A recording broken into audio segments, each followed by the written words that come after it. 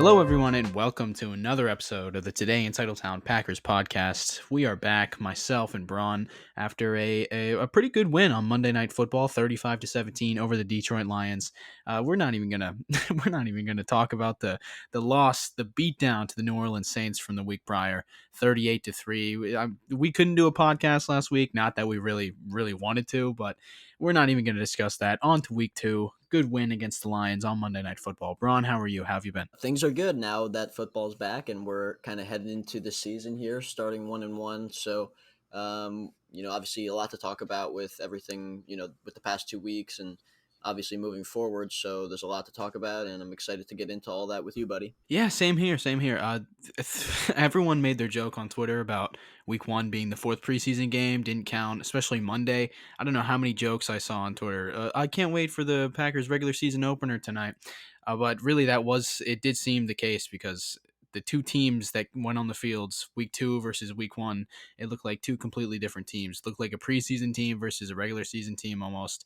Uh, I don't know what happened week one. I do not know. Knowing what happened to the Saints in week two against the Carolina Panthers, I do not know what happened. I don't know how we scored 3 points, but Monday night definitely looked a lot better. Definitely looked like the 2020 Packers offense that we had grown used to seeing.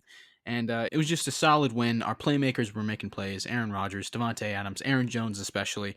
They were all playing how we're used to seeing them play, which wasn't the case in week one. So honestly, it was just fun watching what I'm used to with this Packers team. Yeah, it was definitely a different vibe than that week one loss. It was, it almost was, I didn't even know what emotion to feel after and during that game.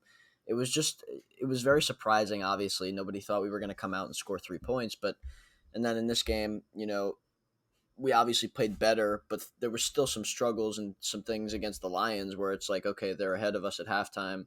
We have to pick it up or we're going to be 0-2, and then people are going to be going insane.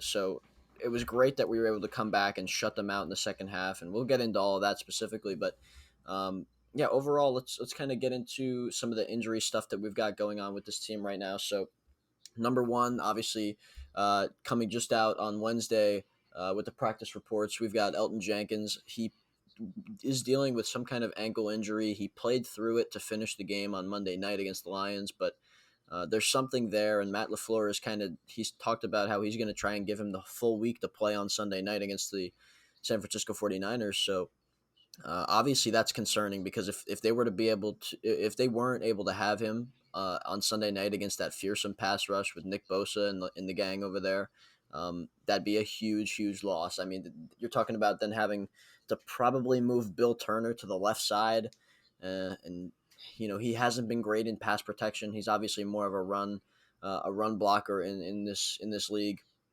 Even playing on the right tackle spot, he's so well suited for guard with his just athleticism and ability to move in the run game. But we've had him at tackle because of his experience there and his versatility.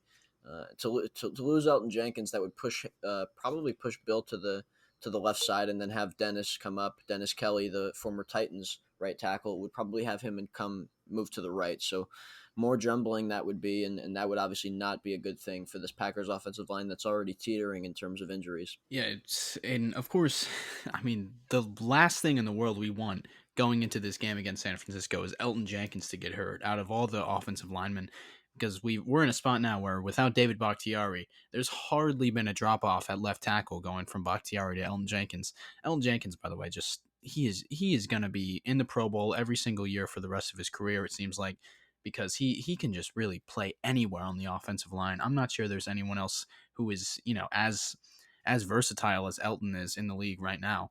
But he is so valuable for this team. So the thought of not having him going into San Francisco this Sunday night is not a it's not a great one to think about. Yeah, and I mean, you talk about Elton Jenkins, and obviously with David Bakhtiari being down for the first at least 6 weeks, to think about that offensive line when David does come back, you've got such a boost there to the offense to be able to have David on the left, and then probably move Elton and keep him permanently at the right.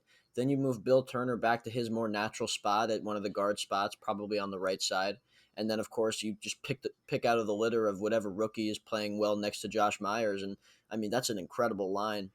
So I'm super excited about what we have moving forward deeper into the season. But for now, we kind of have to manage what we have, especially with the injuries that we've got. We've got to find a way to kind of manage all these players, especially these young guys who are not only playing some of their first snaps of their career, but we're trying to win football games, and it's hard to kind of go through those growing pains. Um, but so far, so good. I mean, we've done a pretty nice job, as Aaron Rodgers has said. The pass protection, it's been pretty solid over the first two games, and we need that to continue. And of course, we need Elton Jenkins to be able to do that as well. Yes, 100%. Let's cross our fingers and hope he feels better as the week goes on. Moving on though, we have more injury news in that Josiah DeGuara was back at practice. He was inactive on Monday night. And in related news, Jay Sternberger was waived on Tuesday. Uh, just a ugly situation for Jace there. We know what he went through off the field this summer. Obviously suspended for the first 2 weeks, and then he gets waived like he did this week. I'm just hoping for a fresh start for Jace. Third round pick. Everyone talks about how Terry McLaurin was taken by Washington, right? The pick right after we took Jace. It is what it is. I'm just hoping he's. We did have him on the podcast. Nice flex there by me, but we did have him on the podcast, and he's just a really nice guy, and I'm hoping that he can have a fresh start somewhere else in the league. He was picked up by Seattle today, actually, so hopefully that works out well for him. Yeah, I of course we love Jace over here, and it really does stink to have him. He was a third round pick, and he really just couldn't stay healthy those first 2 years, and then the suspension kind of really did him in. They just have four guys that they really like. I mean, Josiah, obviously, they did a similar thing by picking him in the third round just in that 2020 draft.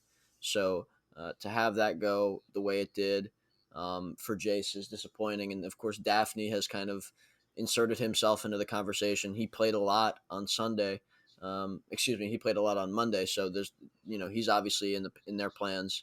And of course, you've got Mercedes and Robert Tunyon. So those guys are kind of locked in. And Jace would have had, you're taking a spot away from another guy, and there's not really anybody glaring that he would replace. So obviously he's now on Seattle's practice squad. Would have loved to have him back on our practice squad, but obviously he obviously wanted a fresh start. If he wasn't going to be on the roster here, it sounds like he wanted to be somewhere else. So that's where we're at now.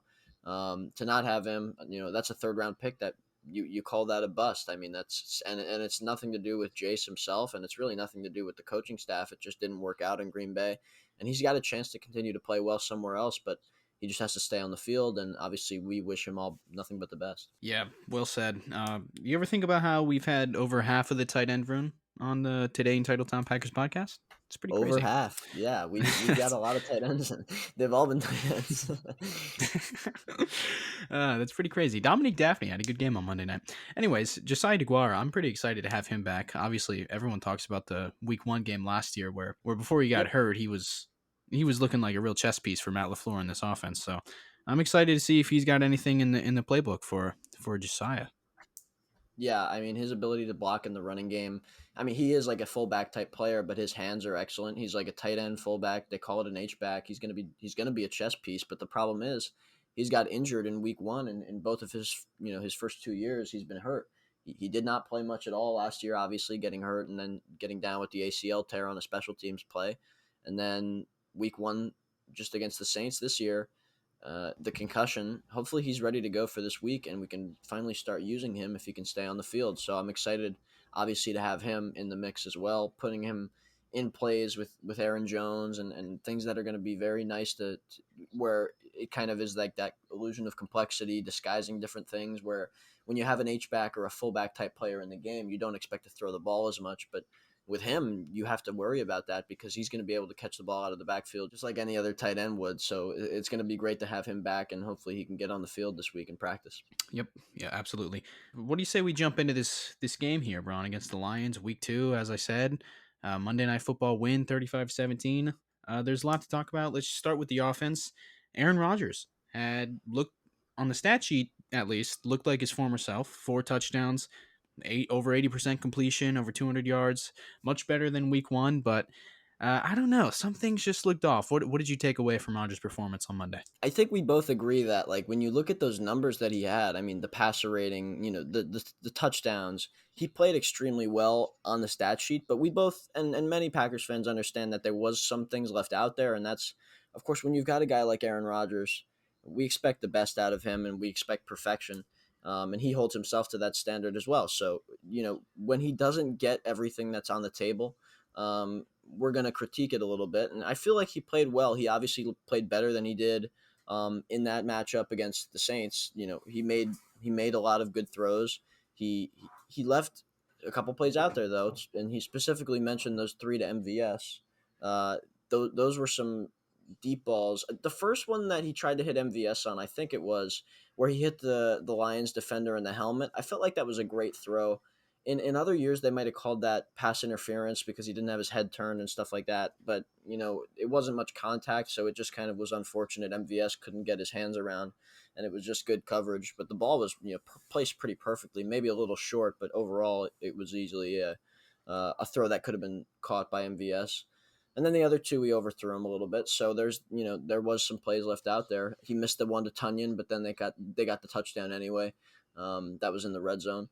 But overall, like I said, you look at the stat sheet. Rodgers had those 4 touchdowns. He didn't throw a pick. What did he go? 22 of 26, 22 of 27. 22 of 27, something like that. Right? Yeah, 255 yards. He threw almost 10 yards a play. So I mean, that was something that you look at the 145.6 rating. I feel like he played pretty well, and I feel like this was almost just like a stepping stone into kind of getting back into the groove and the rhythm. He mentioned he needed to play more in rhythm. He talked about that a lot this week, and I feel like that was something he did at a high level. Yeah, the offense in the first half, it started out a lot like it did last week. Aaron talked about this, where they had 3 real drives. 2 of them ended in touchdowns. One of them was a punt. It was a weird first half, and the Lions went into halftime with the lead, but it didn't feel like it did last week at all. It didn't feel like, oh no, we might go 0-2. I don't know why. It just felt like it's the Lions. I don't think this is gonna be much of a challenge. I was pretty confident the whole game. And then coming into the second half, it looked like Rodgers said, "Let me throw the damn ball," or something of that nature, because he just started dealing it in the second half. First half was all about the run game. He threw under 100 yards, definitely. I don't know how much exactly, but in the second half, he just started dealing play action. Didn't hand it off as much, and he had some good, a lot of good, but some bad. And like you said, we hold Rodgers to such a high standard in Green Bay that it's like I I sometimes have to remind myself that if I was watching any other quarterback play like this, I would be like, this is a great game from him. So, but for Rodgers coming off an MVP, some of those deep balls that were missed is like, ugh, come on, Aaron, you got to hit those, especially on 3 attempts. But that the missed throw he had to MVS again at like the 2-yard line. That looked like weather maybe, but that was just like, Aaron, come on, we gotta make those throws. But overall, definitely a much better game than Week 1, to say the least. And like you said, playing in rhythm, that's the most important thing, because Week 1, he looked like his 2018, 2019 self, which was just turning down open receivers and just holding onto the ball, trying to find the big play on every down. He had his time to throw. PFF has a stat called time to throw, which measures the time from the snap to when the quarterback throws the ball. Last year, Aaron's time to throw was 2.69, and he won an MVP. Last week it was 2.89. He had a 36.8 passer rating. He was turning down throws that he definitely would have made last year. But this week he talked about it last week, how he wanted to work on the timing, get back in rhythm, and he definitely did. His time to throw was 2.76, a much better improvement. When he was under 2.5 seconds to throw, he had 86.7 completion, 4 touchdowns, no interceptions, and 0 sacks on the season so far. So I hope he definitely starts playing like he did last year, which is just, hit what's there, play within the offense, let Matt LaFleur make your life easier, and quit trying to play this backyard football, because that's when things seem to hit the fan. And it's not like Rodgers can't show how great of a thrower he is when he plays in rhythm. He doesn't have to get outside the pocket or create on his own outside of the structure of the offense in order to show what kind of quarterback he is. I mean, we saw it on Monday night how he's able to stay inside the pocket, throw underneath that 2.5 second mark, like you mentioned. And I mean, he's really controlling the backside safety on that Tunyon touchdown. I mean, he's got his eyes to the left, and then he knows that Tunyon's going to be there, even though that Lazard is wide open. Just pretty much everybody on that play. Brett Favre said it on the ESPN2 telecast. Everybody was open on that play, but Rodgers has the backside safety. That's a 2-shell look. I mean, and everybody's open, and of course he wants the biggest play available, and he kind of hit that ear hole throw, and it was just everybody went crazy. I mean, that was one of his better throws in the last few years, and obviously he had an MVP year last year, and it was just a rocket. And Tunyon uh, perfectly placed where he had nothing to do but catch that ball. So that was obviously an excellent throw. And then obviously you talk about the one to Devontae Adams prior to that where he just kind of threw the go. It was a one-on-one. Uh, that was when they were out of the two shell stuff that plagued them in week one. And Rodgers was able to take more advantage of that since they kind of opened up the run game with Aaron Jones, who we have barely mentioned, but he does obviously deserves some mention. Uh, but you know what they did? They ran the ball well enough to take advantage of that too high safety look with that later box, and then the play action, the keepers, the run alerts opened up, the passing game got into rhythm, and then Green Bay just established the run, and then they were able to open things up more in the second half, and it started with that Devontae Adams go route for 50 yards, and it kind of went from there. He was able to really let loose and throw the ball at a high rate, and then that looked like the Rodgers we're going to see for most of the season, if not the rest of the season. That throw to Tanyan was absolutely unreal. That's like an all-time Rodgers throw right there. Just a freaking missile right between the safeties, right past the linebacker's head, and great catch by Tanyan too. I was like, no way he catches this, and then I'm not gonna forget how I felt when when I saw that he caught it in the end zone. Just someone on Twitter called it throwing a rocket into a shoebox, and that's like the only way you can describe that. I don't know how he sees Lazard.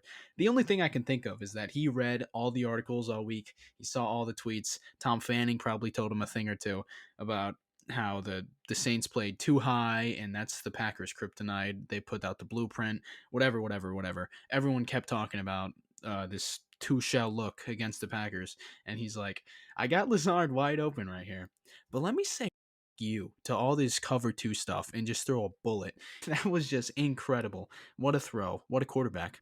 What a quarterback! What a quarterback! We got the best one in the league, and we saw it. I mean, we really saw how great of a thrower he is, and you know he knows that not many guys, if any guys, can make those kinds of throws on time, in rhythm, and do the kind of things that he can do. So to see that was it was encouraging after what we saw. I didn't doubt his skill level after week one, and I think most reasonable fans weren't too concerned. The fact that we had our clunker in week one was new. Usually it comes in a different week, usually closer to the middle of the season after a bye week.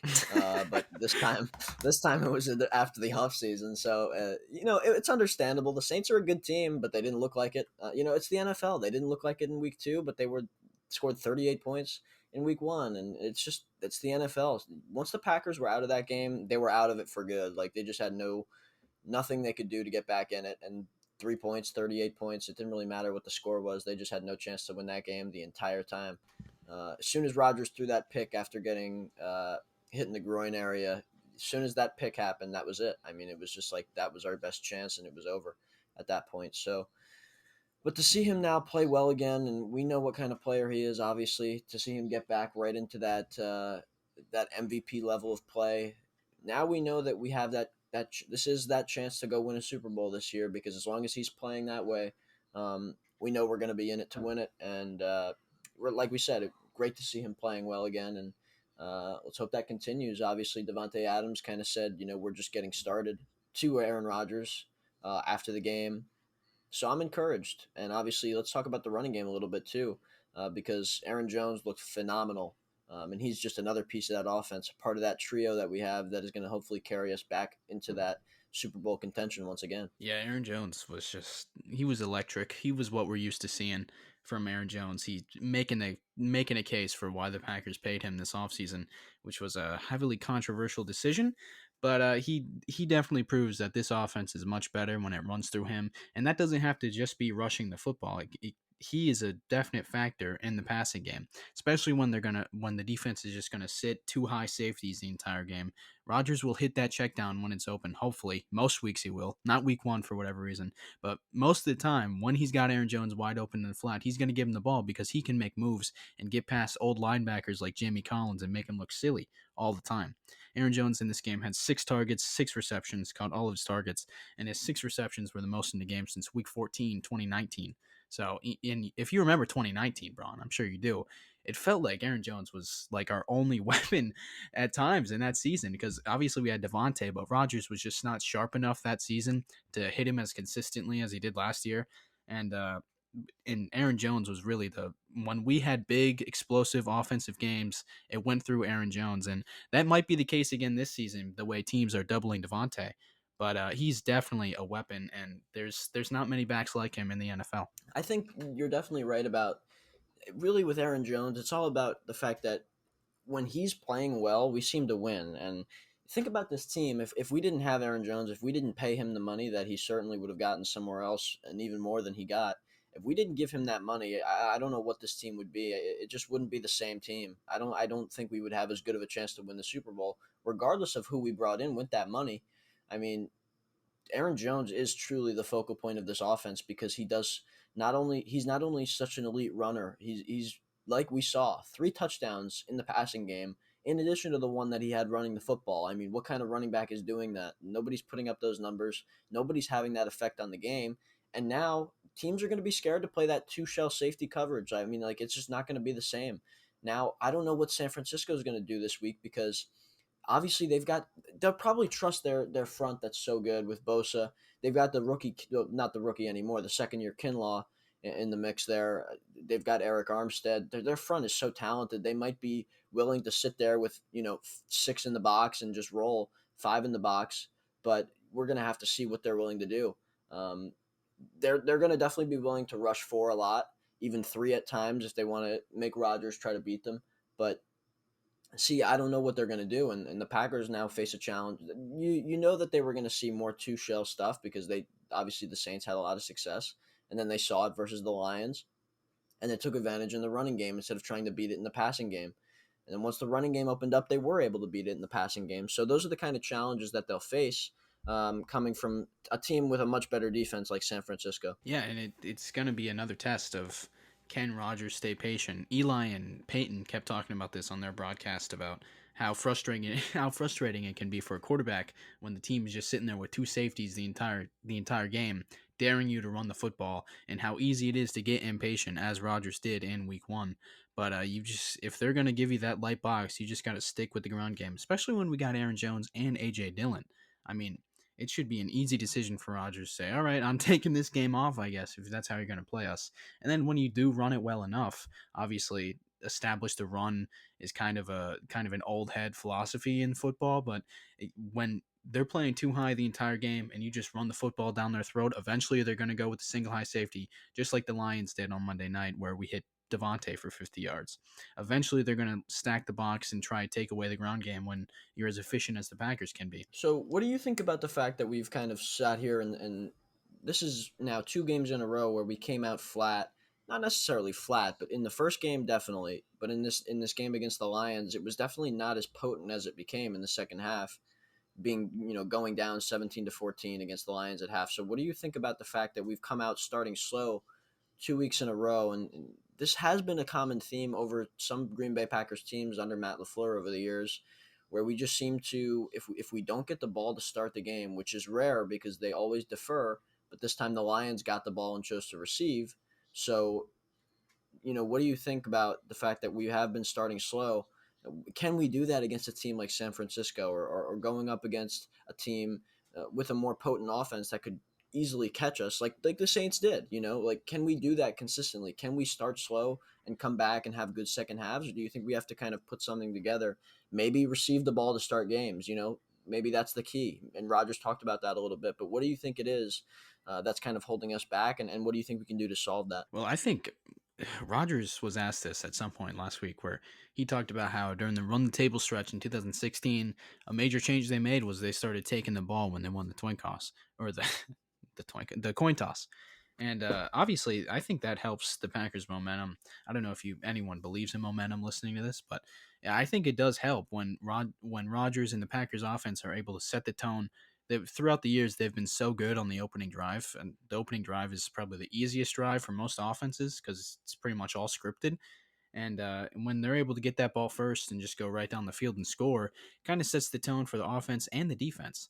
Because as we saw in Week 1, sometimes when a team just takes those long, methodical drives all the way down the field and they're able to score touchdown or field goal, I don't know. It just seems like Rodgers gets a little bit impatient.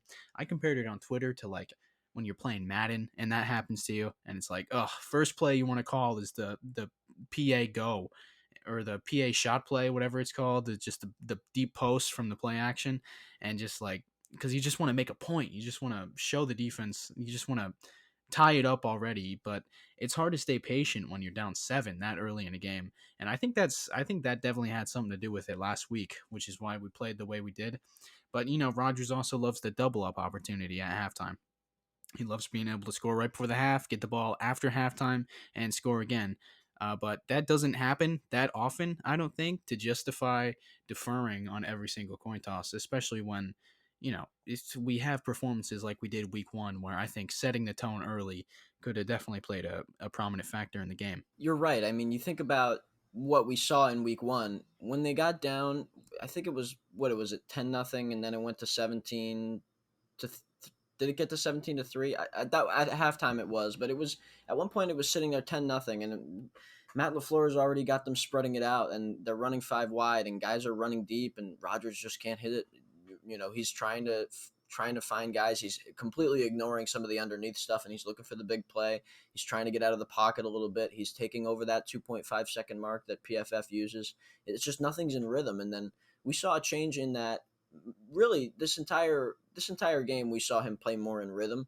They didn't have as much success as they did in the second half, but they got into a groove. And as we saw that rhythm come, he got more and more comfortable, and things started flowing much easier. We saw the success that had. Now, if we're talking about the decision to defer, I've always thought I've been the same way as Rodgers. That to me, the math just makes sense. If you come out and stop them on the first possession as a defense, that's not only a momentum builder, but then you get the chance to start going ahead and get up early, and now you've got not only the possession on them, but then you've got the points, and then you're also going to get those back to back potentially, to start the second half, and then to me it just adds up where you have a greater opportunity to get more points on the board. But there's also that, like you said, there's that intangible factor of you go down and score quickly, and it's like the defense knows, like, oh, this is going to be a long day, and then like now the Lions are playing catch up. Like if they were to do this last week, then you've got the team like the Lions playing catch up who aren't great offensively, and then that's when things could spiral out of control for them when they're trying to do what we've been trying to do as we've deferred. So if we can be that team that gets out in front and try to make other teams play catch up, maybe mask a flaw that we have, which is stopping the run. When we've got guys like Tyler Lancaster getting pancaked off the snap and other things like that, I mean, we're not doing well in the running game. Luckily, we haven't had a huge issue with that yet. Even Alvin Kamara, we were able to kind of hold down the fort a little bit, but Kenny Clark has played great. But can we successfully do this on a consistent basis? The question is, I think I think we should try and receive if we can against the Niners, and hopefully they don't have to. If we can get out ahead, maybe they won't run the ball as much. Maybe they'll start trying to throw it with Jimmy G, and then we can kind of get out ahead, make them try to throw the ball, like I said, and then that's how we can kind of win this game and have them playing catch up the whole time. Yeah, I agree. And anything we can do to make the opposing offense a bit uncomfortable, we're definitely going to have to do with the current state of the defense. But back to the run game, I have some stats for you, Bron. Aaron Jones, 3 reception touchdowns. That's a career high for Aaron Jones. He hasn't had more than 1 in his single game since Week 8, 2019 versus the Kansas City Chiefs. If you remember that game, he had a phenomenal game. And Jones and Devontae Adams, actually combined for 10 first downs and 64% of 12's completions. Aaron Rodgers is 12. Just so I don't know if you didn't know already, Aaron Jones had a great game on Monday. Yeah, he was just so phenomenal, and it just makes me, when you're thinking about this team, like I said, you think about, oh my gosh, like what if he wasn't on this football team? What if they chose to sign whoever, or what if they, you know what I mean? Like what if they paid Rodgers some kind of extra money? Like I don't even know what they would have done with whatever they didn't use on Aaron Jones, but I mean, they need him badly, and I'm just glad they paid him, and I'm glad that they were able to come to an agreement because it's so important that he's with us right now on this journey to hopefully what is a Super Bowl playoff run.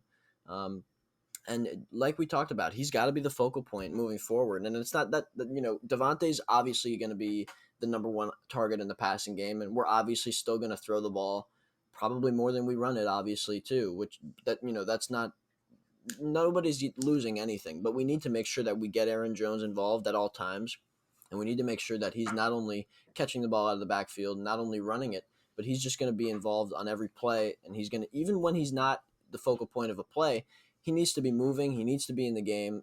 It's just so important to have him on the field because of what he can do and the kind of attention he takes away from everybody else. Absolutely. And it just, the saying running backs don't matter, I think isn't, 100% true, but I do see the point in that rushing production is greatly contributed to by the offensive line rather than the running back. But when you have a guy like Aaron Jones or Christian McCaffrey or Alvin Kamara, when they can provide so much in the passing game and their head coach just knows how to use them offensively, I think that's a different deal. And I think Aaron Jones is definitely worth the money that we paid him.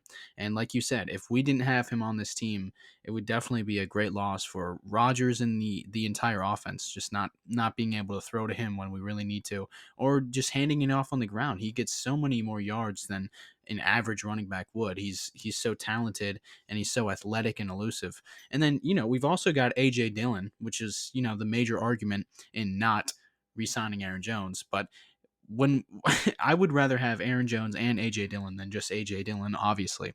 But AJ Dillon, he had 4 yards after contact per attempt, which is a great number. He just consistently turns 1 yard gains into 3 or 4 yard gains, and everyone's seen his legs. I mean, he can carry a man or two up the field, and so having him with Aaron Jones, thunder and lightning, the classic backfield duo, it's a lot for the opposing defense to handle for the Packers. Definitely. I mean, to have both those guys is so crucial because they both do a couple things really well, and they kind of complement each other in a perfect way, like that thunder and lightning style duo. They're really perfect for each other. And that's why I'm so excited about that backfield. And not only them, but of course you've got Kylan Hill, who's kind of a do-it-all back, and he's showed a lot of great things on special teams. I thought the special teams played really, really well against the Lions. Obviously, the punting has been better. It's just like you can tell. It's very clear to the casual eye. The punting's been better. Obviously, we were returning the ball, and Kylan Hill had a couple nice returns. One of them got called back, but he had that one really nice one that counted. Um, Amari Rodgers is gaining positive yards on punt returns. Like we've upgraded that part of our team, and that's going to help us win close games. Having that special teams, and then you look at the rest of the offense. We haven't even gotten some guys involved as much as I know Aaron would like, and even we would like. Like Randall Cobb, he got a few plays in. Obviously, he had that one, actually two. There was the two free plays where he was able to connect, and it was very vintage Rodgers Cobb. That connection, it was just like the old days, and he's. I know Cobb can easily be a strong contributor to this team. Alan Lazard has barely gotten involved, and we know what he's able to do. He had almost 200 yards against the Saints last year, and then he had that injury that kind of derailed him, but he was just getting started. MVS, Rodgers missed a few plays to him, but he's doing so much, and his impact off the ball has just really shown itself these past couple games, and I really feel like he's playing well, even though he hasn't really touched the ball at all. So I'm excited for those three guys specifically to get more involved as well. If for MVS, if those 3 incompletions that Rodgers talked about went differently, he would have had a 3 touchdown game, probably over 150 yards, and it would have just felt so much different. And again, he was open on all of those. It's just Rodgers just happened to miss him. If he can start hitting those like he did last year, because Rodgers, that was not an issue for Rodgers last year, so I'm hoping it's not a sign of things to come. But Rodgers needs to start hitting those because that's how we blow games open, just like we did last season. And like you said, his impact when he doesn't have the football is immeasurable. Like on the Devontae play, the safeties had to double MVS because it was 3rd and long, and they're more worried about MVS than Devontae Adams, which 3rd and long, that's probably the only time that's the case, but it still helps in situations like that when we can get single coverage against Devontae. All right, with that, unless you have anything else to cover, Griff, I'd like to talk about this defense that has been concerning to say the least. But they had a shining moment when they shut out the Lions in the second half. Yeah, before we get to the defense, let's just touch on the offensive line because we've got some young Right, guys right. on there who have been they've been just awesome, man. The Packers, what is with them? They have they've got the Back to the Future Sports Almanac for all pro offensive linemen, and they just draft them every single year because John Runyon, Josh Myers, they look phenomenal. Just as pretty much every single offensive lineman that the Packers have brought in over the last decade. Yeah, I mean that group is, like we said, they're really doing a nice job holding it together without the best tackle, the best lineman in football there. I know the Packers really think Elton Jenkins is at that level of like maybe one of the more valuable guys in the league, one of the best linemen in the league on that Bakhtiari level. But even not even considering those two guys, like you mentioned, those young guys, Josh Myers has been really impressive. He's the highest graded PFF rookie offensive lineman, and a lot of guys picked before him. He was picked in the second round. The Packers passed on a guy that was probably more highly touted by some teams in the pre-draft process, but they look like the smart ones right now. You know what I mean? And who knows? Maybe whoever they draft, I don't know if it's their coaching. Maybe they could draft a seventh round guy in the first round and he'd play well. I mean, who knows? Just everybody they draft at this point has come in and contributed right away. And it really takes all five of those guys as a unit to play well. And I think they're all doing a great job. You're only as good as your weakest link, and I feel like they're all doing a great job of not being a weak link, and that's kind of keeping everybody afloat. The pass protection is truly been the great part to me, where they're really keeping Rodgers up on his feet for the most part. Rodgers has walked into a couple, but and they could be better. It's not perfect. They are missing the best tackle in football. They could be better, but it's been good enough to win games. I feel like even in New Orleans they played decent enough. Uh, Moving forward, I'm excited to see how these guys continue to grow as a unit. And then once David Bakhtiari comes back, like I mentioned, that offensive line is going to be super exciting to watch, and one that I'm going to be super confident in going forward. Yeah, I think all the sacks on Rodgers this season have been at least partially blamed on Rodgers. But this offensive line, John Runyon, 0 pressures allowed. Josh Myers, 1 pressure allowed in both games this season. What do you think about when Bakhtiari gets back? What do you think we do with Elton? Do you think we just have to put him at right tackle because that's where he'd be the most valuable, or do you think he should go back to his natural position? I don't think he has a natural position, honestly. I mean, he was playing That's a center good in point. college, and right, he was playing center in college, playing a little guard.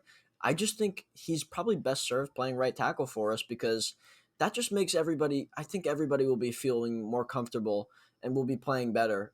I just think, to me, it's mostly about Bill Turner. I just prefer him to kick back inside, just because I feel like he's so much more athletic, and it just suits him more being not a super huge guy. He's a bit more of a lean offensive lineman, but he's got the height and the athleticism that is really going to punish guys on the inside, those nose tackle types. So to me, I just definitely think that it would be best served for everybody to have the veteran move into the right side, and then have obviously Elton on the outside, once Bakhtiari comes back, and then you plug in whichever of those guards, whether it's Newman, whether it's Runyon, or whoever else steps up in the coming weeks. But whoever's what Lucas Patrick, I mean, whoever's playing best at that point, you plug them in, and then you've got Josh Myers in the middle. So to me, that's just the best way to go about it. I think Bill Turner is probably best suited to move back into the guard spot. I agree. I'm pretty excited for Bakhtiari to come back, as I'm pretty, everyone is. But I don't know. I'm thinking about how that could affect Rogers' game. Maybe if he can get a little bit more comfortable. Maybe if he's a little if he gets the heebie-jeebies back there with so many young guys on the O line. Maybe having his friend Bakhtiari back up there will get him a little bit more confident. And then if we move Elton the right tackle, having those bookends on the guarding the edge for Rogers, I don't know. Maybe that helps a lot. Zach Cruz always talks about how this season feels like 2014, and the rookie center Corey Linsley started out a little shaky. Rogers was a little nervous, but maybe he can get more comfortable getting that snap from Josh Myers, and everything's just going to be smooth sailing as the season goes on. That's the optimistic Yeah, perspective, of course. right. I definitely think I mean, it's not going to get any worse, I don't think, especially once David comes back. I think as this unit grows and these guys kind of start finding their roles and getting comfortable playing in the NFL, with a veteran line and playing with a quarterback like Aaron Rodgers, especially Josh. Like I think he's going to get more and more comfortable. I feel like he's done an excellent job in the protection stuff. Obviously, we can't tell that on the game copy, but you can tell that he's pretty comfortable in terms of setting protection and communicating with Aaron. Obviously, the snap count, all those things. Being able to snap it when Rodgers wants to try and hit a free play. All those things, so far so good. Like we've seen them have success in all those areas, and we haven't seen a lot of centers in this league over snap guys, or send one over your head, or they leave one on the ground. Even Corey Linsley had one of those last year. It's only been 2 weeks, but we haven't seen any errant snaps. We haven't seen anything else like that. So, um, so far so good. That's really all you can say, and let's hope that continues to improve, and he continues to get better moving forward. All right, before we move on to the defense, we got to tell you a little bit about our friends over at FanLocks. You may have seen the newest FanLocks this last Monday night, as the owner of FanLocks was the guy who caught Aaron Jones on his third touchdown Lambeau Leap. The company is now back producing the novelty dread caps for the Packers, for the Badgers, for pretty much any team's colors you can think of. So we just want to show our support for a local company which is becoming a national brand and who still supports those fans and is trying to do some good for people. They still donate to fans who are losing their hair in chemotherapy treatment. In fact, they have a campaign in which you buy one and they will give one to a patient at the hospitals that they work with. So check it out. Fanlocks.com. Follow their Facebook, follow their Instagram, all of that, and show your support for not only the Packers, but also a small local business who's doing good things off of the field as well. All right, Griff, let's talk about the defense a little bit. Obviously, like I mentioned, up and down in this game, and obviously a lot of down in their week one matchup with the Saints. So let's talk about it. So, what do you think, first of all? We saw how things went with Kevin King. He gave up that huge completion on that third down to start. And then, he didn't have a great game up until that point. So, uh, just that was one of those things where we kind of felt like, okay, well, they're going to have these same issues that they've been running into since they were in the playoffs last year. Things are kind of in that same position, and then they couldn't stop the run for a bit, and they scored 17 on us, and the Lions were up 17-14 at half. So now, then they went and shut them out in the second half, partly in due to the fact that Aaron Rodgers and the offense was playing so well, scoring points, holding the ball. But we saw some timely turnovers, some big plays, the Lions being the Lions by making their own mistakes and shooting themselves in the foot. All of that had to do with the fact that we were able to shut them out in the second half. So overall, what did you think of the defense? And tell me about your thoughts on the defense after 2 weeks and what we've got moving forward with that unit. Well, man, the best defense is a good offense, and we saw that again this game because our run defense is still atrocious. Our defensive line, outside of Kenny Clark, is just a joke, and Kevin King, man, it's like he's comically bad at this point. He's been such a meme all offseason, and we come out on a new deal. I'm pretty optimistic about him. He's not going to have as big of a role, but he's probably been the worst cornerback in football. He's been atrocious this season. Here are his Probably. stats, Bron. Probably? Here are his Gosh, I stats when mean, he's goodness gracious. here are his stats when he's been targeted this season, okay? He's been targeted 6 times. He's allowed 5 receptions for 133 yards and a touchdown. That's not counting the touchdown that Matt LaFleur said was on him on Monday night against the Lions. And you know what passer rating he has allowed this season? A perfect 158.3. That is all-time Aaron Rodgers, Tom Brady combined GOAT level quarterbacking right there when I mean, quarterbacks choose to throw at Kevin King. Kevin King, I did not think I'd ever hear the words perfect and Kevin King in the same sentence, but I mean, goodness gracious, he has been bad. He's just been bad. It's comical, like you said. And look, he's played well at different points in his tenure in Green Bay. Did he deserve to be brought back on a $6 million deal? And would anybody else pay him anything close to that? No. There was a reason he was sitting out there on the market. Nobody was going to pay him that kind of money. Nobody was going to put him on their team, period, at this point. I mean, he could be on some team's practice squad right now, but yet he's starting for us. That's probably a little harsh, but I mean, Eric Stokes just played so much better, and he's a rookie. That was his second game, and that was his first significant snaps that we saw in this week 2 matchup, and he played so much better. Like, he's just such a better athlete. It's just so clear that we need to obviously change something. And what we saw was they jumbled things in the secondary a little bit in the second half. We saw Kevin King play in the slot, which a lot of people I was hearing, a lot of fans telling, they were saying, oh, just put him in the slot.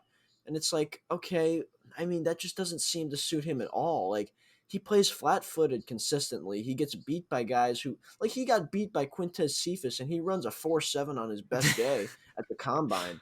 I mean, like, goodness gracious. Kevin King was, I think he ran like a 4.3 something, or like a 4.4 at worst. I forget what he ran at the combine, but he on Quintez Cephas's best day, he runs a 4.7 flat. Like, and now he's sitting here in the league, and he probably is running something like a 4.8, and he just blew by Kevin King. He's so flat footed. And then you see Eric Stokes, even when he got beat on that deeper fourth down play, it was his second breakup. He got beat to start, but his makeup speed was so much. It was so clear, you could see it right there. And then he was able to find the ball, turn around, and make a great play. He had three breakups in the game. I mean, it was just so much clearer that he's the guy to be starting, at least on the outside. I don't know what they're going to do in the slot. I mean, like, to see him matched up against Debo Samuel is just like a joke. Like, I don't know what they're going to do moving forward with him. Matt LaFleur seemed to think that was a pretty good combination of having Stokes and Jair on the outside. King can't play the outside anymore. It's just like he can't. The stuff that he does best, pushing guys to the sideline and getting up on them, being physical, like he just can't even keep up with guys to do that anymore. I don't know what they're going to do with him moving forward, but it's clear that Stokes needs to be that true starter next to Jair. Well, not next to Jair, on the outside with Jair. And then to me, they've got to go with Sullivan for now because he can make plays, but I don't think King is really best suited to be in the slot in most games. Like, I think the Lions receiving core is just that bad and that slow compared to other teams. I don't think King's going to have any success, and it's going to be the same story if he continues to play starter snaps next week against the 49ers. Yeah, I think the thing about King in the slot is that it's a less dangerous position for Kevin King to be in the slot rather than outside. For sure, 100%. He played 22 snaps in the slot on Monday night, which was by far a career high. His previous career high was 9 snaps in the 2019 NFC Championship game, fittingly enough against the San Francisco 49ers. But I don't know why the team is so adamant about him being on the field. I really don't know why, but if he's gonna be on the field, I'd much prefer it to be in the slot because at least that allows Eric Stokes to come onto the field and eat all of his outside corner snaps. But yeah, I agree. I think I'm on the Chandon train now, man. I mean, I think our starting nickel package should definitely be Amos, Darnell, Jair, Stokes, and Chandon because Kevin King on that catch he gave up to Quintez Cephas, the one you were mentioning on the opening drive for the Lions. It's like watching him play defense is it's like watching Woody from Toy Story try to play defense. The way he doesn't move like an NFL athlete. He moves like your uncle in the backyard trying to cover your cousin, you know? It's I don't know why he must be on the field. Is it the experience? I don't know. And I do feel bad about saying this because I've rooted for Kevin King for a long time. When we drafted him, I was so excited about him. But man, there's no reason why he should be starting right now. What's the excuse that, I mean, like, what can we do at this point? I don't get it. Why? How can they continue to keep him out there and continue to claim that he's a good football player? They always make that claim. Brian Gutekunst says it. Matt LaFleur, they call him a good football player, and he's just not a good football player. Like, I don't know why they're so stubborn about it. Maybe he's a fantastic guy in the locker room. Like, I don't know. He probably I is. think that's the case, You man. know, I think that's the case. I think a lot of guys look up to him in the locker room. I think him and Matt LaFleur. I think Matt LaFleur clearly loves him. I think a lot of people in yeah. that locker room do love him as a person. But man, the football player, Kevin King, the football player, is just not good enough. I mean, to me, I compare this situation to Demarius Randall because the way that Brian Gutekunst shipped him out of Green Bay with, there was reportedly some kind of attitude issues with him in the locker room when he wasn't playing as well, and they started like taking away some of his snaps and stuff. And he had a good rookie season, but then he just started falling off. And Brian Gutekunst shipped him out of town to the Browns for a backup quarterback. Like, but with Kevin King, he started off playing a decent level for us. He was never as good as Jair started off, and even Eric Stokes has gotten off to a better first game start than King really ever put on the table. But he still played well. Like, he's a first round corner. Demarius was also a first round corner, and they just, to me, like, I don't know why they're sticking with Kevin so hard when they've been so willing to move on from guys over the past few years, like a Demarius Randall, who really, he could have gotten another chance. Like, but they're sticking with Kevin King, who played much worse than Randall really has played. King has single handedly cost us games by just not being there, missing assignments and stuff like that. Like, he's just, I don't know what it is. Like, I don't know why they're continuing to play him, but if they're going to, maybe in the slot, if that's where his home is going to be, maybe he has more success there. Maybe it's the fact that he'll be able to kind of put his hands on a smaller receiver, or deal with maybe some shorter intermediate routes, different concepts that he won't have to get. He's not going to get beat deep down the middle. Hopefully, he'll have a little more safety help in terms of the middle of the field, even some linebacker help as well. So maybe there's some things there about the fact that he's not on an island out there. Maybe that has something to do with it. Maybe there's an ability to help him more. But to me, it's just like, if they're gonna put some guy in there, I don't think Chandon's all that great. I mean, we saw in the NFC Championship game, Brady clearly targeted Chandon Sullivan and Kevin King and had success against both. I think Chandon's probably a little better suited to be playing the slot at this point because he's been playing there for a long time. So I would probably, like you said, probably stick with Chandon and put King on the bench, and just kind of, in hopes of having some depth in some capacity with him on the bench, or playing in minimal snaps on the outside. I agree. I agree, especially about the putting him on an island stuff on the outside, which is, stuff like the Scotty Miller touchdown with 3 seconds left in the first half happens when he's out there all alone. And in the slot, he played 22 snaps in the slot on Monday, and he was only targeted once. So it's much safer to have our worst secondary player hidden kind of amongst the linebackers. Um, Eric Stokes, in comparison, though, wow, wow, does he look good? He reminds me of a young Jair. He really does. 2018 Jair, Right. he was just breaking up passes like crazy.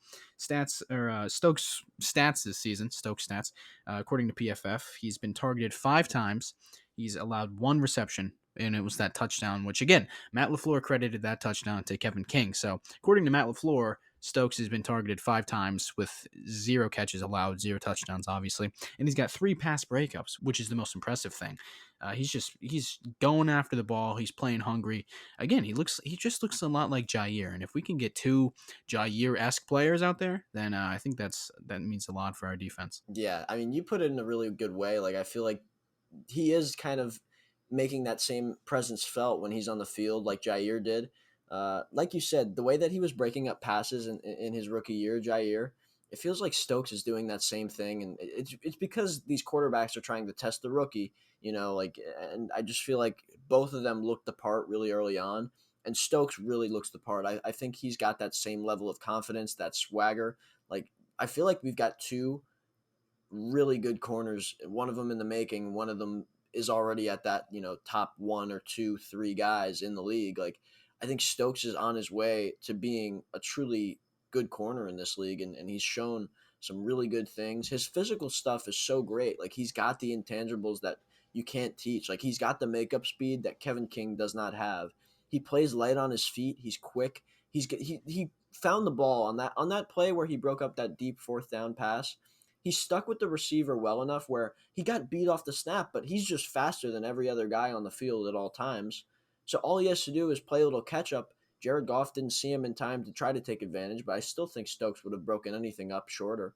And then they got to the end zone. Stokes turned around, found the ball, kept his hand on the receiver enough to put good coverage on it, get a hand on the ball, and now he's playing great defense for this Packers football team on key downs in the fourth quarter on fourth down. Like, that stuff is elite star level stuff that he's doing in his first game playing starter snaps. So to me, super excited to have him working and playing hard. And another guy I want to talk about and touch on, you mentioned the linebacker help with Kevin King potentially in the inside. We've got a linebacker that can definitely space the floor a little bit out there and kind of use his speed and range.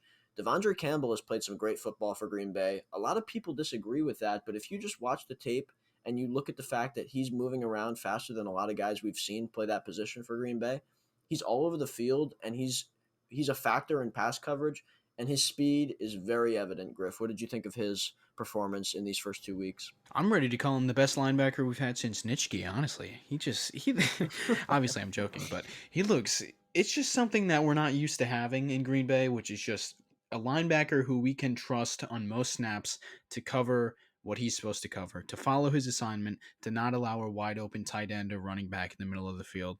And it's nice. It's nice having a guy who looks juiced up out there. We've tried the Christian Kirksey's, the Blake Martinez's, the Antonio Morrison's. He's a forgotten Packer, isn't he? You remember Antonio Morrison? There's many more that we've got in that middle linebacker position that are very yeah, there's forgettable. there's plenty that I'm forgetting, but yeah, Devondre Campbell, he's looking really good. PFF really likes him this season. They have him ranked third in the NFL in yards per reception. He's allowed 4.9 yards per reception. His longest pass allowed this season was 8 yards. He's allowing a reception every 5.6 snaps, which is third in the NFL, and he's allowed 25 yards after the catch, which is tied for ninth in the NFL. And that's the thing that's most glaring, I believe, about Campbell is that he allows a lot of catches. He's not going to be in there breaking up passes, but he does not allow you to get very far after the catch, and that's something that I appreciate after watching so many linebackers just throw their bodies at guys and everywhere on the defense for so long. As long as I can remember, this Packers defense has been all about throwing your body at someone. But it's nice Kevin having a King. guy who can wrap up. Kevin King, oh, he's the ideal throw your body at him. Hope it works out. But Campbell, I'm excited to have him in the run game. He's not as dominant of a factor, but in the pass game, that's the more important aspect of playing linebacker for the Packers, at least, because we've gone without it for so long. I mean, okay, let's talk about it a little bit. I thought he did really well. Um, I thought he did really well on Monday night. Like, but I'm seeing like these, these experts and these people on Twitter and these Packers reporters, and some of them are saying that Campbell's playing bad or he was horrendous. And I'm like, okay, he had the one play where he didn't look great, but still played the ball really well. He was covering Hawkinson, which wasn't his responsibility, and Matt LaFleur confirmed after the game that really wasn't on him. He shouldn't be out there covering one of the better tight ends in the game. And that was probably, there's a safety should be helping him. He shouldn't be left there alone to cover him. And he was still there, and it was a great play, great throw and catch. Like, he was right there, running right with Hawkinson. Like, that was the one play where to me he didn't look great. He had some stops in the running game. He had a lot of, I think he had 13 tackles or something like that. Like, he had a great game in terms of, just like you said, he's stopping guys in their tracks before they can get any further. Once they get to him, that's it. Like he's not going to let anybody by him. Strong tackler. Like, we don't have many strong tacklers on this team. We've got Amos in the back end and a couple other guys, but like he's definitely been a difference maker at that middle linebacker position for us. I do think he can help in the running game, and I feel like he already has. But at that point, it's already 3-4 yards deep where he finally gets to have a chance in the running game for the most part. So we need those guys. Like, Tyler Lancaster needs to take a seat for good. Like, I don't think he should be on this football team anymore. He looked just horrendous, and I don't know what's going on with Kingsley Keke either, because he's been the lowest graded player on the defense for 2 weeks in a row now, and this is supposed to be his. This is one of his years where it's like, okay, time to go here, because you've had a few years where you've been either injured or whatever, guys playing in front of him, and he's still not showing enough to get on the field. So now he's playing significant snaps, and he's not playing well. I mean, they need to find something there. They need to change something up. I think Heflin's time is probably coming to get in the game. But Lancaster, Lowry, all these guys, just it's not working anymore. So I don't know what they're going to do there. But like we talked about, I think Campbell has been really good for this defense, and I think he's going to continue as he's now that headset guy. I think he's going to continue to be the leader of that middle of the field defense, and I think he'll be playing well for the most part. Yeah, I think the obvious weakness on this defense right now is the defensive line, as it's been that way for so long, man. For so long, it's been Kenny Clark and a bunch of scrubs. Why has Tyler Lancaster had a starting role on this team for what 3 seasons now? At least two. This has got to be at least the third season that he's been a day one starter. But man, we really just can't improve there at all. We tried on Kingsley Keke, but that was in the 5th round. I'm not going to count that. I'm not going to expect Kingsley Keke to come in and be an All-Pro. Kenny Clark, I feel bad for the man because he is out there dominating and you wouldn't even know it because on every snap, everyone else is getting blown off the ball. And it's so easy to just take care of one defensive lineman. Dean Lowry, Tyler Lancaster. I'm sick of it. I'm sick of these guys. I want someone in there next to Kenny Clark who can make this defensive line something to be afraid of because right now it's not. Kenny Clark is actually he leads the team in pressures this season with 8. Rashawn Gary has 7. No one else has above 3 pressures on the season. So it's just Kenny Clark, obviously the best player in the front 4. And I wish there was anyone else who could, take some off of his plate. You know what's funny? You mentioned the pressure stat, and I agree. Like looking at Kenny Clark, I feel like he's played pretty well these first 2 weeks, and he looks like he's been truly disruptive. But nobody's helping him on the other side, on the sides of him. Nothing adjacent to him.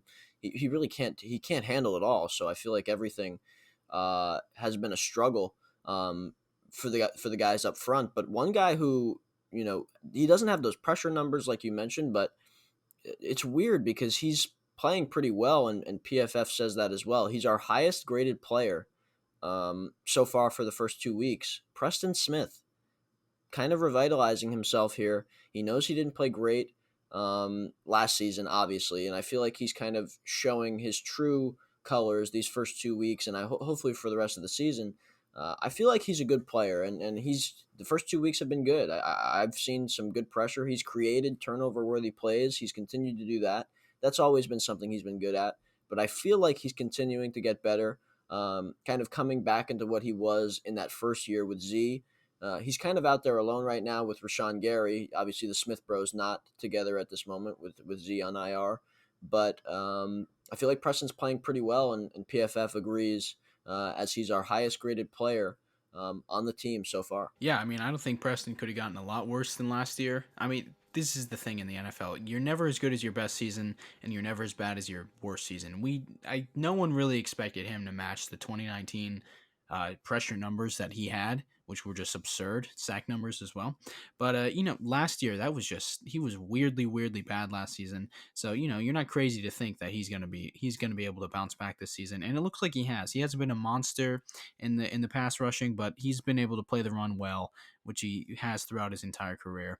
So he's at least someone that we can rely on the defense to be a good starter, not someone that we need to be replacing right away. But pressure overall has been the biggest issue on this defense. 2 games, 0 sacks, 0 sacks in both games. In both games, man, it's like not only is there no pressure, but the quarterbacks are able to literally just stand there in the pocket. I'm not going to forget this play all season. Week 1, Jameis Winston literally he's dropping back, kind of floating around, and then at one point he just stands there, literally doesn't move anymore, just stands, and there is absolutely nothing. It's like a 6-man protection, but we can't get anything going, man. No one can get in the backfield. And same thing with Jared Goff. He had all day on every single throw, untouched pretty much. I don't know what needs to happen. I guess Joe Barry's going to have to dial up some more pressure because this front 4, this front 5 even, they're just not getting home without Zadarius Smith. Even with Smith last week, I mean, obviously he didn't play a ton of snaps, but even he didn't do too much to pressure the quarterback. So it's having a secondary that we do with Kevin King having a starting role right now. It's kind of a risk to send anyone from the coverage to pressure the quarterback, but it's not a good formula when the opposing quarterback is able to stand in the pocket for 7-8 seconds without even being pressured. Yeah, I mean, we saw that. I feel like Jared Goff, there was times where he had some pretty good time as well, but he was also getting the ball out pretty efficiently and in rhythm.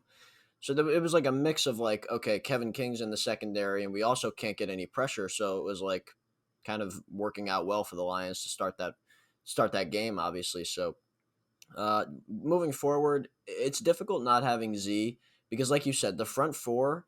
At this point, the front 4 is Preston and Rashawn on third. And if we're talking third downs, it's going to be Preston and Rashawn, and then you've got Kenny in the middle. But then it's like Dean Lowry or Lancaster or whoever else, Kiki, and it's like, okay, well, if Rashawn and Preston can't get there within 3 seconds, and Kenny Clark is taken by 2 guys, and then Dean Lowry gets pancaked, like it's like, okay, well now you know what I mean? Like it's just like it's not going to work. So we need to figure out if we don't have Z, we have to send some kind of creative pressure packages. But Joe Barry looks very passive.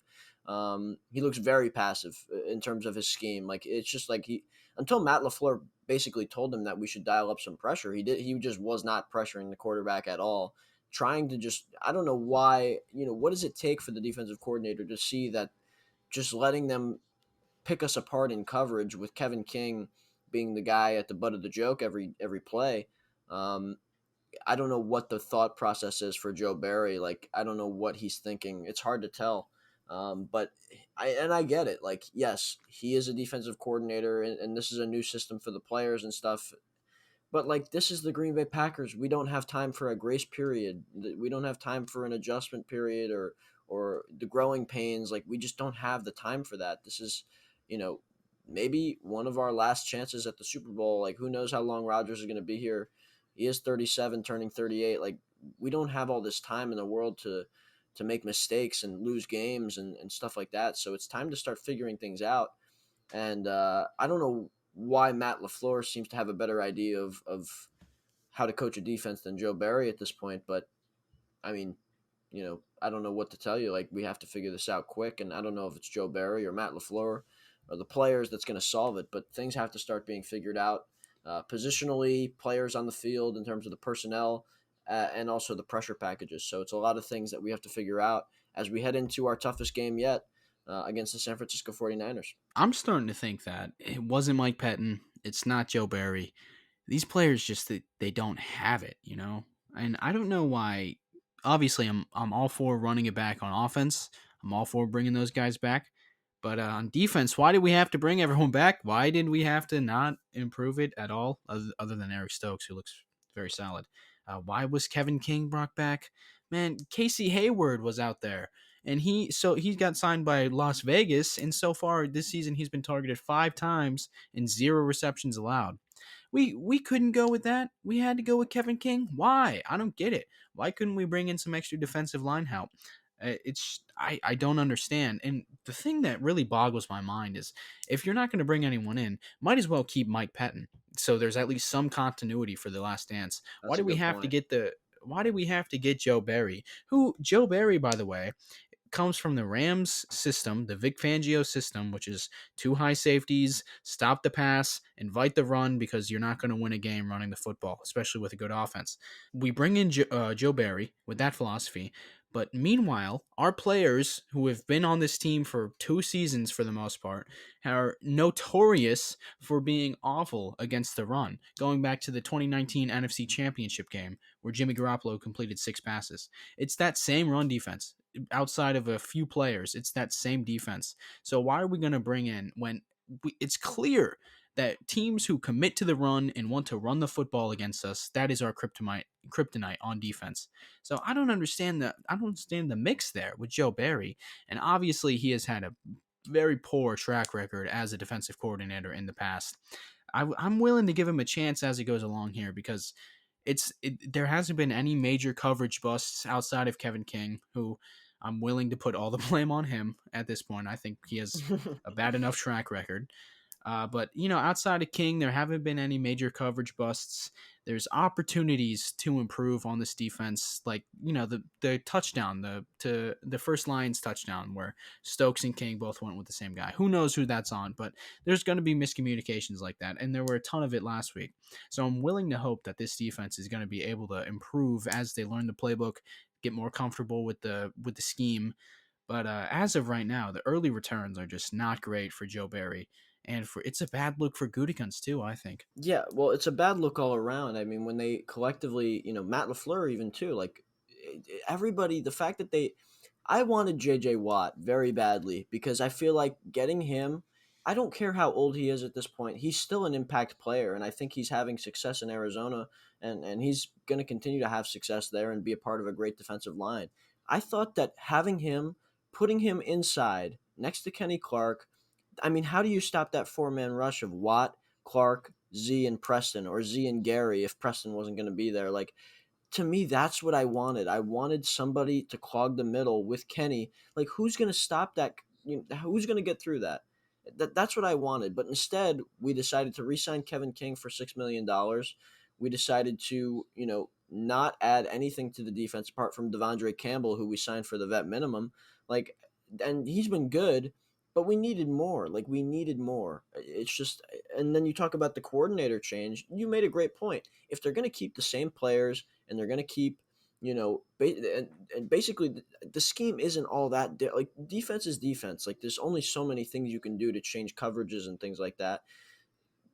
They're going to run a lot of two-man. Okay, I mean, like, why don't you just keep the continuity of the playbook and just decide what kind of defense you want to run and adapt with what Mike Pettin's already running? Because Mike Pettin was much better in terms of, look, it's early, but Mike Pettin at least could create pressures and dial up different pressures, and he was a little more creative with his personnel usage and the chess piece style stuff that we saw, where he was putting Z in the rover spot and having Clark next to him, and then having Rashawn and Preston rush on the outside, or just getting creative with Za'Darius and Rashawn. Like, all that stuff was good. And even when we weren't playing bad, we weren't playing like, this feels like the defenses of old, like the 2016 defense. This feels like, I don't know if it's a talent thing. Like, I feel like we have talent, but then I also, like, these guys aren't playing well, and I don't know who to blame.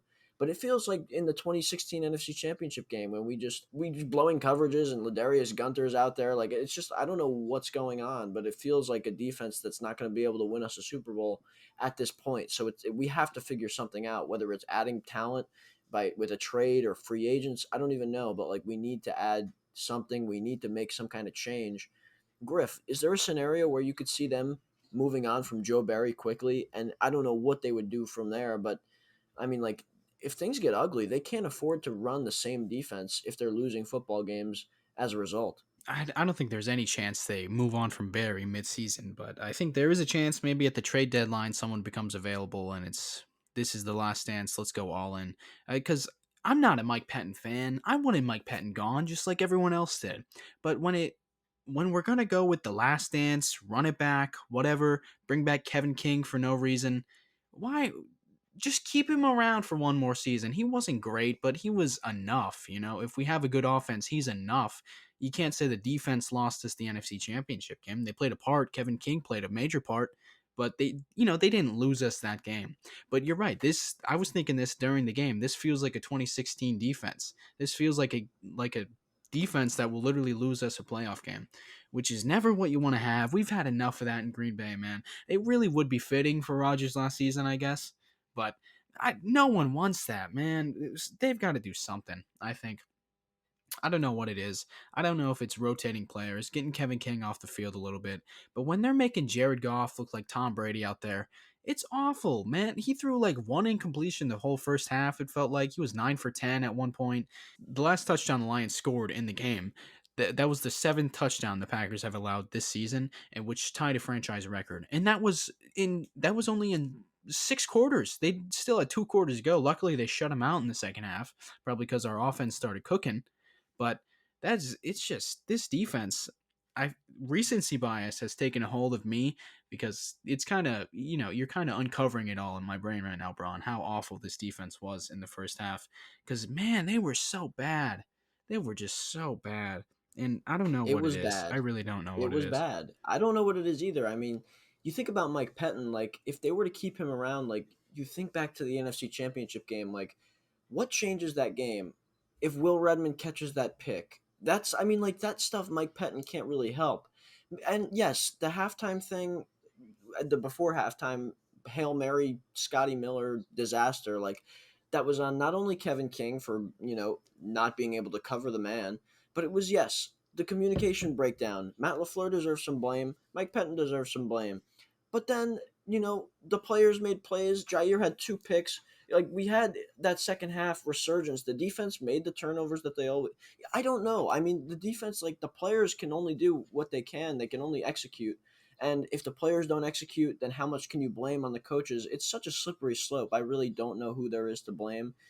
Everybody deserves some of it. And that's all I know for sure. So we've got to figure out a way to get to a point where we're not sitting around blaming or trying to figure out who to blame or trying to figure out who deserves to be fired and if Mike Pettin needed to go and whatever. Like, let's get to a point where we're trying to figure out who deserves all the credit. Like, we need to find a way to revitalize this defense before it gets too late to where, like I could see this easily becoming a situation, Griff. 2016. I mean, that defense, we all remember like what it was like, where it was just like, okay, if the Packers, hopefully they score 45 today so we can actually have a chance to win. And then, of course, the Atlanta Falcons, like that game was just, it was like a complete disaster. And it feels like this defense is showing shades of that. And we have better players than we did at that point. Like obviously Jair and Zadarius and Kenny Clark in the middle. Like there's just so much great talent on the defensive line, or not on the defensive line, but on the defense itself. Uh, to see the way that they're playing is so alarming. I don't even know what to think. We've got to make a change in some capacity, and I don't know what it's going to be, but I guess that's for them to figure out. I don't know either. And going into San Francisco this Sunday, I'll tell you what, Bron. I'll tell you what, man. I'll tell you what, Bron. This Sunday night, the Ravens and Chiefs were playing, and I was just going to bed post game, and all day I'd been thinking, who do we play next week? I could not remember who we played week 3, and I never checked. I didn't know, and I just put my head down, just watched a great game. Lamar Jackson, great player, great game. Just put my head down, shut my eyes, going to sleep, and I hear Chris Collinsworth say, or Al Michaels say, and after the break, we're gonna talk about San Francisco, Green Bay next week. And I opened my eyes, I shot up, I was like, oh no, man, that is my worst nightmare. I didn't know we had to play the 49ers next week, and God, man, the nightmares I'm gonna have for the rest of the week before that game, they're gonna be severe because Kyle Shanahan, I know what he can do to Mike Pettin. I don't want to know what he can do to Joe Barry. What are your thoughts going into this game? Obviously, we'll talk about the offense, but the defense, I am scared as hell. Yeah, Griff, I was kind of the same way where like you didn't I didn't know what I knew it was San Francisco like in the back of my mind, but then like you hear then it's on Sunday night. I was in the same way where I was like they started talking about the matchup. I was like, oh wow, that's a big game and that's gonna be a tough one. Like that's the way the defense was playing. Like I feel like it's gonna be tough to win. Like the way they played in week one, and the way that they played in the first half, it's like you think about it, like we've always had trouble with San Francisco. They're healthier now than they were last year when we beat them. Like it's just so it feels like it's going to be really hard to win. And I hate saying that. Like I'm looking at this team and it's just like this team isn't as good as it was last year. Like offensively, it's not there yet, and defensively, it's not even close. And we were bad on defense for a lot of times last year. Like I don't know how we're going to win this game unless we play like we started playing last year and we start getting into a groove, which is possible. But it just seems like it's so like I just don't know if we can win this football game. And it's like they're banged up. They don't have as many good players like in the secondary like they used to. Like Richard Sherman's not there. Like their secondary is banged up. Their running backs are all banged up. There's no Raheem Mostert out there that's going to be beating us. Like their offensive line is even banged up. Obviously, Jimmy G is he's sitting there playing nervously because he's got a quarterback sitting behind him, and any mistake that he makes could cost him his job. So he's playing tense. Like, but still, even looking at it, it's just like that defense is scary. Like, they've got legit players that are going to be a problem. And I could totally see a scenario where the same things that have haunted us for a long time against some of these teams are going to haunt us again. If Kevin King is out there, it's going to be target Kevin King. They're going to run the ball down our throats with our weak defensive line, with a lot of untalented players playing significant snaps. And it's going to be on offense, pressure Aaron Rodgers. The offensive line is going to crumble because this is the first really good pass rush we will have faced. And we're not going to have time to throw. Rodgers is going to get out of rhythm. We can get down early. All of a sudden, we can't run the ball. That defense is going to stop the run. It's going to pressure the quarterback. Rodgers won't have any time. We won't even the secondary of the Niners. It won't even be a factor. The fact that they've got injuries because the running game won't be going, and Rodgers is going to be pressured. Everything will get out of rhythm, and then the defense will get gashed by the running game. Then that'll open up the passing game for the Niners, and like I could just totally see it playing out like that. And that's sadly what I'm thinking is going to happen at this point. And I've never like sat here and predicted loss. Like I don't know if we're gonna lose. I want us to win. I don't know if I'm gonna predict us to lose, but I feel very bad about this game, and it's not because it's the Niners. It also has to do with the fact that we're not playing the same as we were playing last year. Usually, if it's a great team that we're facing, I know what kind of team we are and who we have on this roster and the fact that we have Aaron Rodgers, and I'm going to pick Green Bay anyway. But I sit here at this point and it's just like, this is going to be a tough game to win, and it's a big game, and it's huge magnitude, and it just seems like such a tough matchup. This is probably how Baltimore fans felt last week going in against Kansas City, and look how that game turned out. That it could go the same way, you know. The 49ers, they do not have Robert Saleh anymore. They've lost a lot of the pieces in the secondary that they used to have. No Richard Sherman that we were used to playing. So I don't know. Maybe the offense can get going. Obviously, the front four is definitely dangerous. That game last year on Thursday night, that hardly even counts because that was not the 49ers. That was like the 49ers preseason team that we beat up on as we should have. But obviously, this Nick Bosa going up against potentially Bill Turner for the game. I mean, even if Elton plays, I have no doubt that the 49ers are going to put Bosa against Turner at least a few times, you know. I don't know how that's going to go. I don't. Matt LaFleur, Rodgers, they got to be in the stew this week cooking up a good game plan because they've got to assume that the 49ers are going to score on every possession that they have. We have to be ready to score 40. Like that's the mentality they have to have, that we cannot waste any possessions, especially in the first half. We got to get this thing going and get it going quickly because the 49ers, they're going to have their way against Joe Barry and the Packers defense. They're going to. They are going to. And the problem is that it's in San Francisco, and the way this team is played in California, in Florida, and it's not even going to be a Oh my hot weather god. game. It's not even going to be a hot weather game, but it's a night game, but it's in California, and for some reason it's like without fail we lose in in these cities and states. Like, it's just, I don't know why. I can't explain it. I'm not a believer in this, like, oh, just because they're in Florida they're going to lose, or just because it's in San Francisco we're going to. It's like, well, they've lost and they continue to lose, and they do it in week one even when the game is moved to Jacksonville. It's like, oh well, just mark it up as a loss because they can't play in that state. It's amazing. It's It's like, it's the I don't get it. weirdest thing. Aaron is from California. Why does he suck? That doesn't make He any played at sense. Cal in college. He played at Cal. Like, I don't even know. It's not just him. It's the entire team just completely just fails to show up and get off the plane. I don't know what, but will that happen this week? Are they out there Maybe. cooling before the game? Are they I have no sunbathing idea what's whenever going we're on. out I there? don't Can't do know. that in Green Bay. Oh, Why they the pulling an can't Odell San Beckham Francisco Jr. on the come to boat? Green Bay? Are they on the boat in Yeah. Miami before the game? Like, is this what that is? Like, is that what that's what it reminds me of? Like, are they Yeah. wearing Tim's on the boat again? Like, this is crazy. Like, I don't know what it is. I don't know what it is, but we're in a situation where it's like you either gotta. Why is this going to be different, Griff? We're sitting here at San Francisco. That should tell us all what we need to know, because things haven't changed in that regard for multiple years, and it's the same. It's like the same game plan, the same way that the Niners have beat us when they beat us twice in 2019. Nothing's changed about us that's going to alter the fact that they can do that again to us. You know what I mean? Like, it's like that same game plan will work. It just Yeah. doesn't make any sense. I don't know how we're going to win. I really hope we're going to win. I'll find a way to convince myself that we're going to win at some point, but I just don't know. I'm looking at it as objectively as I can, and it just seems really tough. It's a tough ask to go into San Francisco and win a game in general, but forgetting the fact that we don't do that and haven't done it, and we've always had trouble against them, it just seems so unlikely. Like, it's weird. I don't even know what to think at this point. I talked about earlier how Joe Barry's philosophy is two safeties, prevent the pass, invite the run. I mean, the worst team to do that against is like Tennessee and San Francisco, probably, especially knowing how that NFC Championship game went 2 years ago. Kyle Shanahan's gonna be like, okay, I will, and then I don't even know who they're running back in. It never matters who it is because Kyle Shanahan is a wizard, and he's got something against Green Bay where he's just got to throw everything at us, and we're never able to stop it.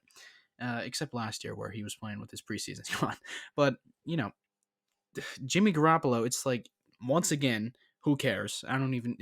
Not even worth talking about him because it's for the defense. It's all gonna be about the ground game, and knowing our run defense, knowing the state of our defense in general for the past 2 years, this is a game where they really just shit the bed, and that's why I don't like being so pessimistic, but the only way we can win this game, I think, is if Rodgers, Jones, and Adams they just come out firing.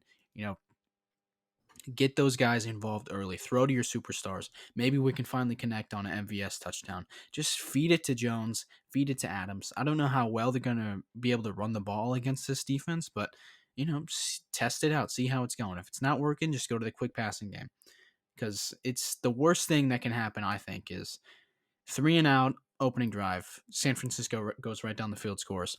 So then we just abandon the run and we're trying to take 20-yard chunk plays on every snap. I think that's the worst thing that can happen against this team. So they're 2-0 too. The 49ers, it's not even just because they're the 49ers. They're actually a good team. They got good players on that team.